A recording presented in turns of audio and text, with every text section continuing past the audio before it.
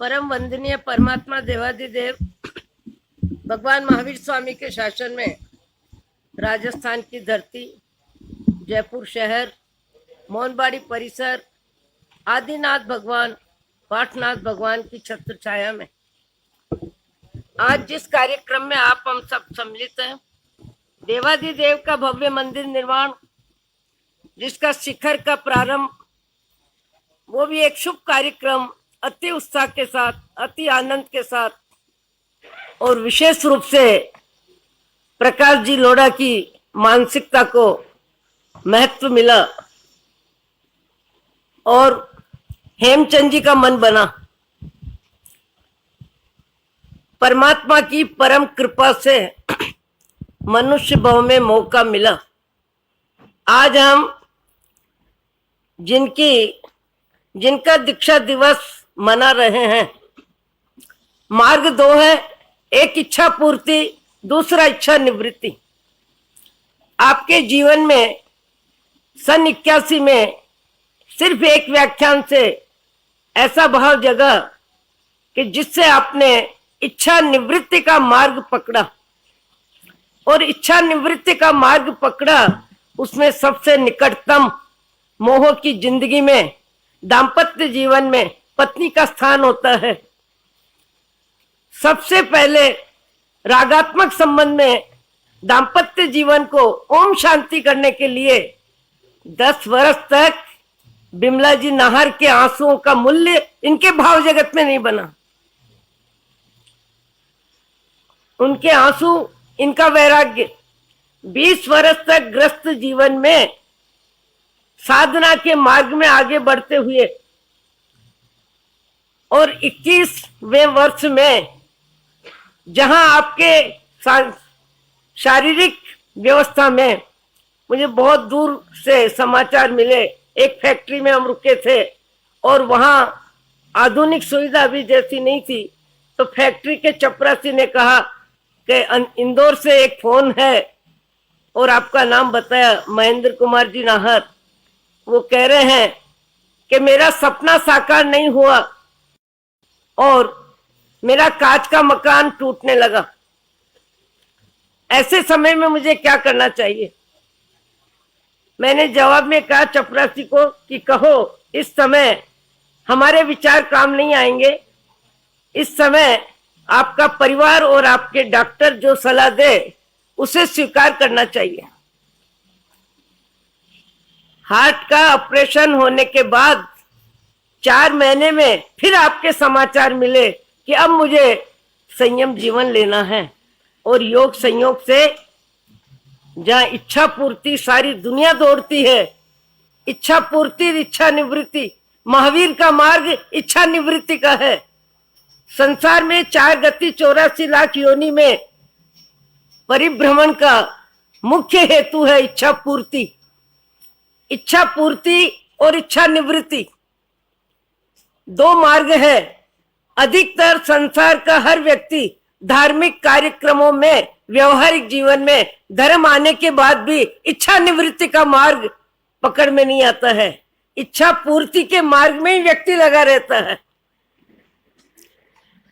आपको आश्चर्य भी हो सकता है कि निकटतम जीवन साथी के आंसू 10 वर्ष तक निकलते रहे, न आंसुओं को सहयोग दिया न विरोध किया और अपनी साधना के मार्ग में बढ़ते गए।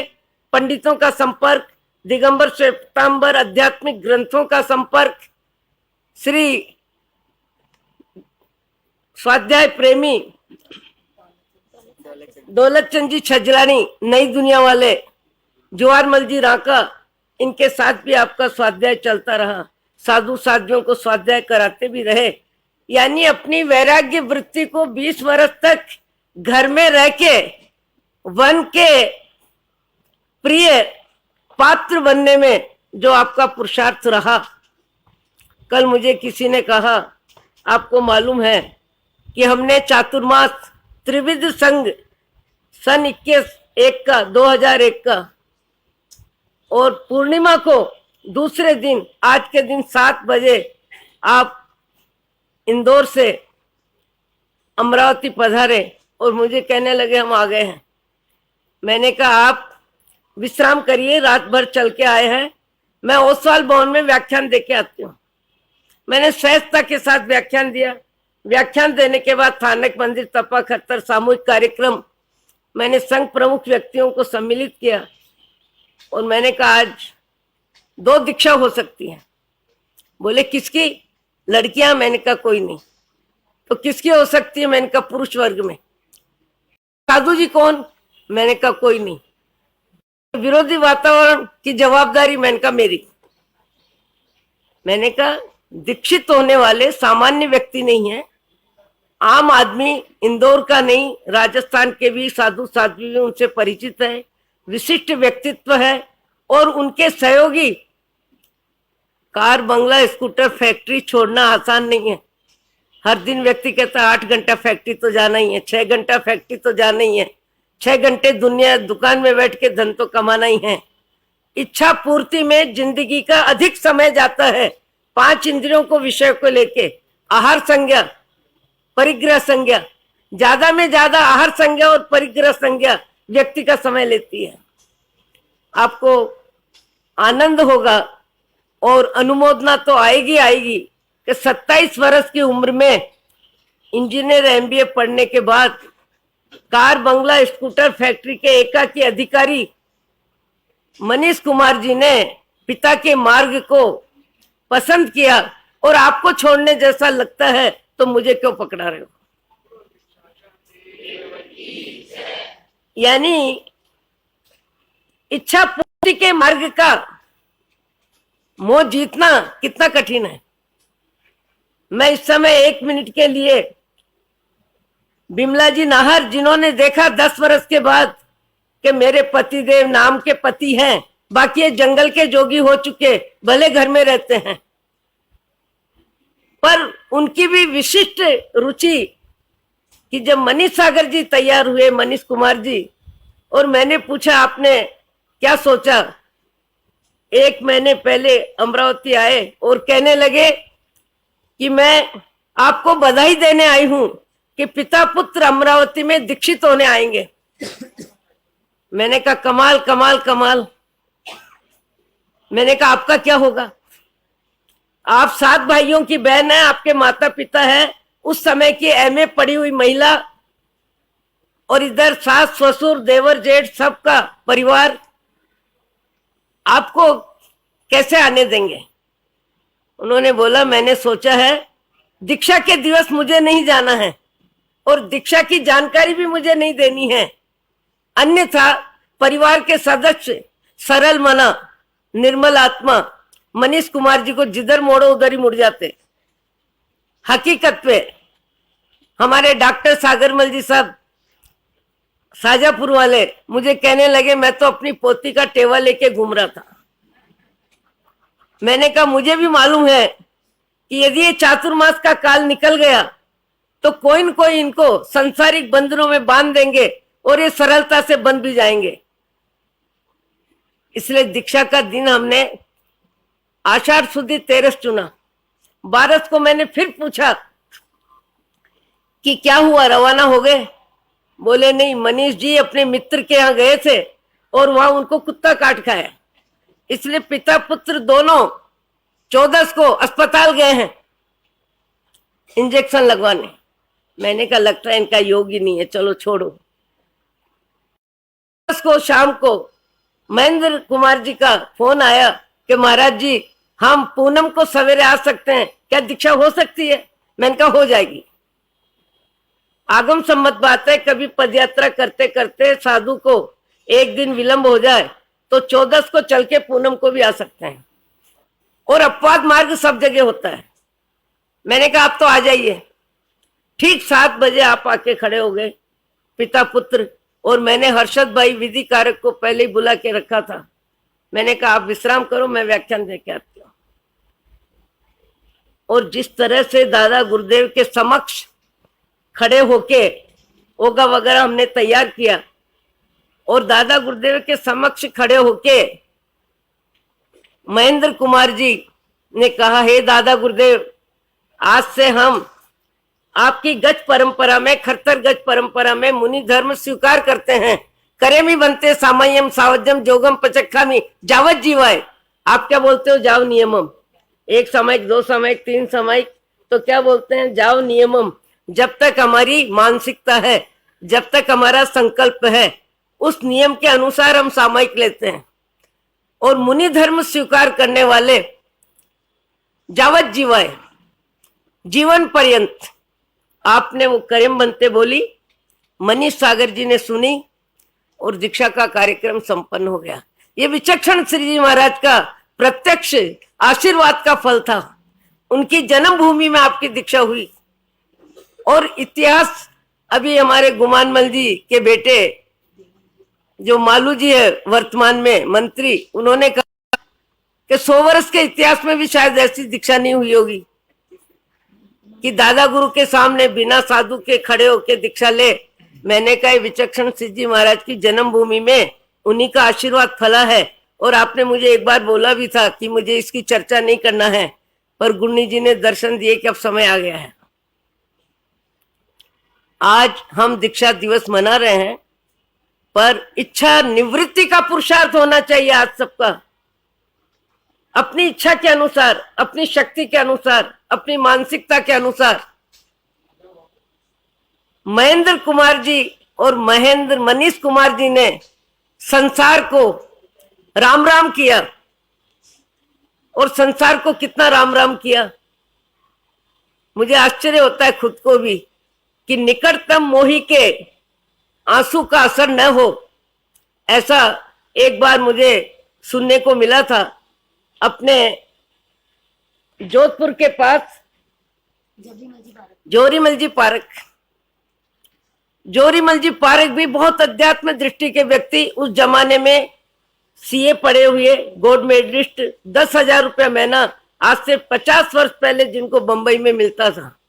उन्होंने भी अध्यात्म मार्ग जब पकड़ा, उनकी पत्नी को लेके मैंने कहा, आपकी पत्नी के कितने आंसू निकल रहे हैं?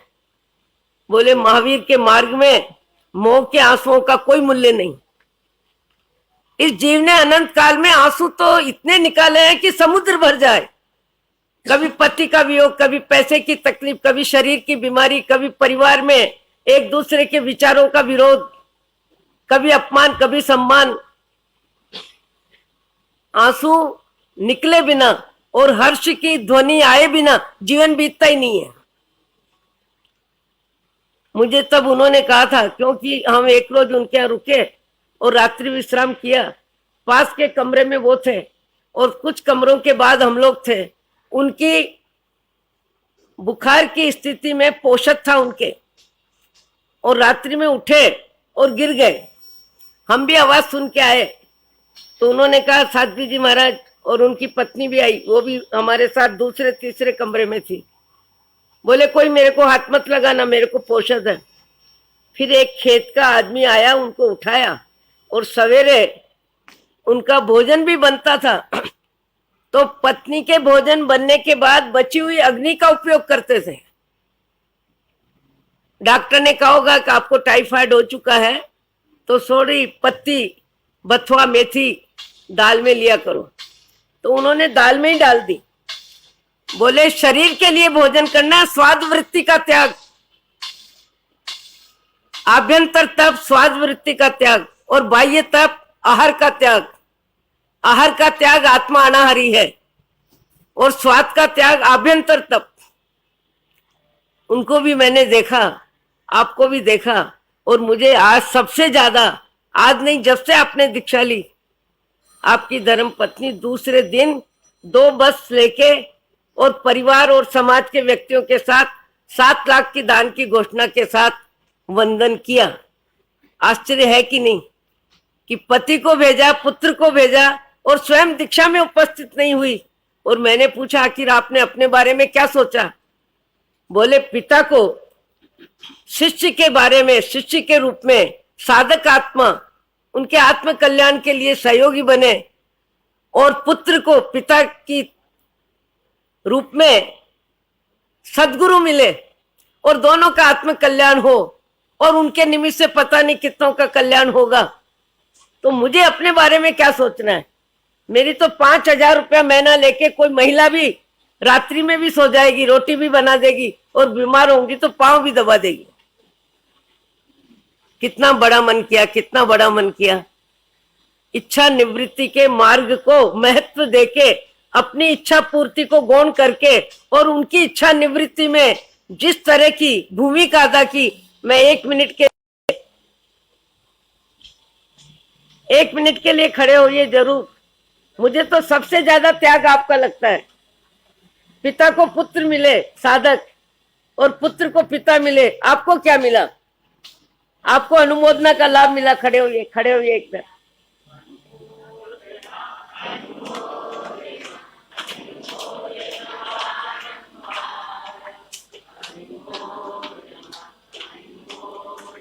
आज किसी ने कहा महाराज को क्या दे? माला दे, 20 लाख की, 15 लाख की, 10 लाख की।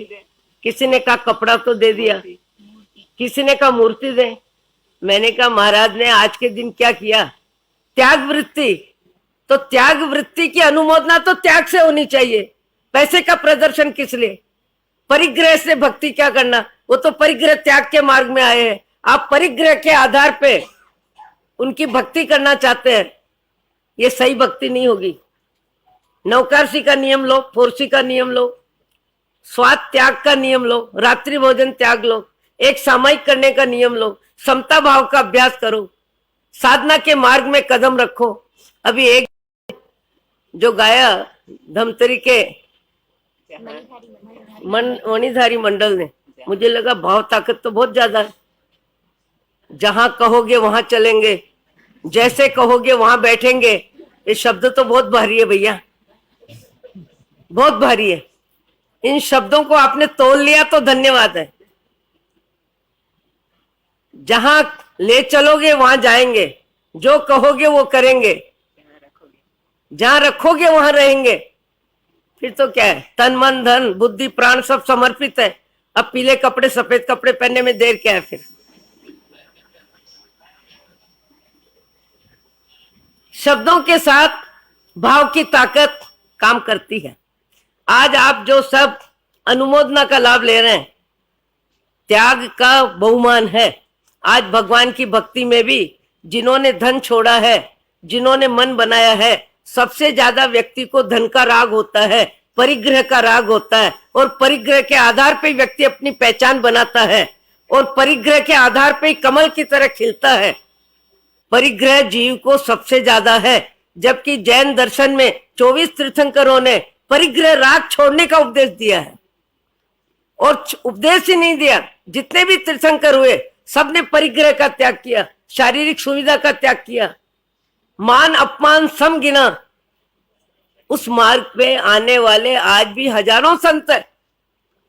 इनका आपका हमारा परिचय है। और भी कई संत है, कई साधक है, कई ऐसी आत्माएं हैं जिनका संपर्क आपका हमारा नहीं है। पर महावीर का मार्ग इच्छा पूर्ति का मार्ग नहीं है, इच्छा निवृत्ति का मार्ग है। इस इच्छा निवृत्ति के मार्ग में आप हम आज दीक्षा दिवस की अनुमोदना कर रहे हैं। तो अनुमोदना में शब्दों की अनुमोदना, क्या बोलते हैं? किसी की तपस्या होती है, क्या बोलते हैं? अनुमोदना, अनुमोदना। लगता क्या है? जिह्वा ऐसे ही हिलती रहती है दिन भर। 2 मिनट और हिला ली जिह्वा को। वो वास्तविक अनुमोदना नहीं है। वास्तविक अनुमोदना अनुकरण होता है। इन्होंने संपूर्ण वैराग्य जीवन लिया। आप दीक्षा अनुमोदना के निमित्त अपने जीवन में जहां है वहां से ऊपर उठने की बात करें। आजकल यहाँ से बाहर के आने वाले एक जयपुर से संबंधित व्यक्ति है, भले वो नागपुर में रहते हैं। उन्होंने कहा महाराज ट्रस्ट मंडल में प्रतिकोण में कौन दिखता था? मैंने कहा यहाँ कार्यकर्ता ज्यादा है, आराधक जहां है वहां रहते हैं। यहाँ नहीं आए होंगे, विचक्षण भवन में परिक्रमण कर लिया होगा।